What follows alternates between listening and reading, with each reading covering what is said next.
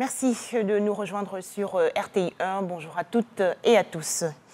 Tout d'abord, l'actualité en Côte d'Ivoire avec la signature il y a quelques jours de l'avenant 1 du contrat d'exécution du programme pour l'emploi et la promotion des petites et moyennes entreprises, les PME.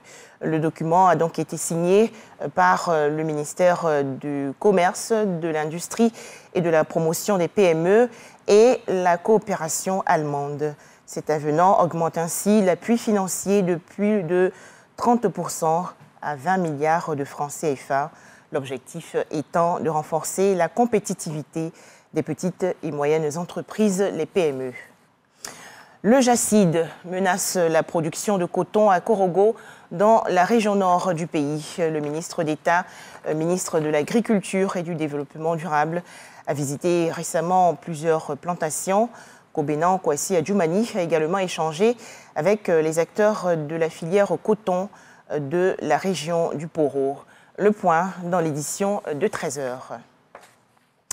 Octobre, mois dédié à la lutte contre le cancer du sein chez la femme. Le Centre national d'oncologie médicale et de radiothérapie Alassane Ouattara a organisé une campagne de dépistage gratuit les 15 et 16 octobre dernier dans la région de l'Agné-Bitiassa, dans le sud du pays.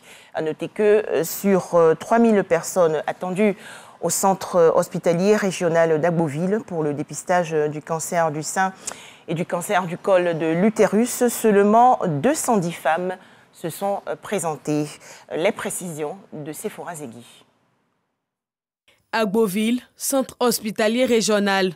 Les femmes sont venues de plusieurs villes et villages de la région de l'Agné-Bitiassa pour prendre part à la campagne de dépistage gratuite du cancer du sein et du col de l'utérus initiée par le CNRAO. Elles ne veulent pas faire partie des 3306 nouveaux cas de cancer de sein et des 1785 décès liés à cette pathologie détectée chaque année, selon l'Organisation mondiale de la santé. Cette maladie, c'est pas bon du tout. Parce que quand ça te prend, on est obligé de couper tes seins. Ou alors quand ça prend aussi le l'utérus, en tout cas, on ne peut plus soigner. C'est la mort qui t'atteint en même temps. Cette campagne de prévention dans l'Agné-Bitiassa pour donner les mêmes chances aux femmes du milieu rural qu'à celles des zones urbaines. Le cancer détecté plus tôt, le patient peut en guérir dans 9 cas sur 10 avec la possibilité de préserver son sein. Il faut que les gens sortent pour se faire dépister. Se dépister étant l'équivalent de venir à l'hôpital alors qu'on se sent en bonne santé. Personne ne souhaite avoir un cancer. Personne ne souhaite que le cancer ne soit prononcé aussi sur la vie des membres de sa famille. Mais si c'est s'il y a une cellule qui est cachée, autant qu'on la découvre tôt, non seulement pour guérir, mais aussi, comme on est dans le cancer du sein, pour conserver son sein. Pour que le cancer du sein et du col de l'utérus ne soit plus une fatalité, l'État a pris des dispositions telles que le renforcement du plateau technique, l'association du dépistage au traitement et l'accessibilité financière du traitement, entre autres. Ces actions ont aujourd'hui permis de réduire le risque de cancer à 25% en Côte d'Ivoire. Le docteur Charles Aka Kofi, directeur de cabinet du ministère de la Santé, de l'Hygiène publique et de la couverture maladie universelle, insiste sur la nécessité du dépistage. Aujourd'hui, on ne doit pas avoir peur du cancer parce que, justement, le gouvernement de la République de Côte d'Ivoire a fait des progrès énormes en mettant à la disposition des populations un centre qui est chargé de prendre en charge le cancer des femmes, mais le cancer en général. Alors le message, c'est que pour que nous puissions profiter au maximum de ce centre, c'est que justement on se fasse dépister tôt. Depuis le lancement de la campagne de dépistage gratuite Octobre Rose, le 8 octobre dernier, ce sont 714 femmes qui ont été dépistées. Parmi elles, 10% de cas suspects. L'apothéose de Octobre Rose est prévue se tenir le 29 octobre prochain à Abidjan. Après cette phase, le dépistage passe à 8000 francs CFA. En image, l'actualité hors de chez nous.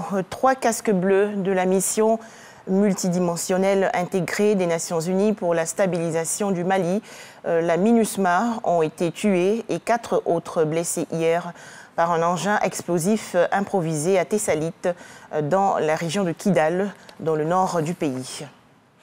En France, les secteurs publics et privés mécontents fonction publique, énergie, transport public, routier, agroalimentaire et autres commerces ont déposé des appels à la grève pour la journée de ce mardi 18 octobre 2022.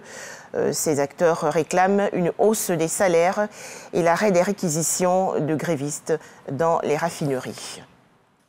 Enfin, la consécration hier pour l'international français du Real Madrid. Le footballeur Karim Benzema a été sacré Ballon d'Or édition 2022. Voilà, merci de nous avoir suivis. Nous allons revenir largement sur ces sujets dans l'édition de 13h.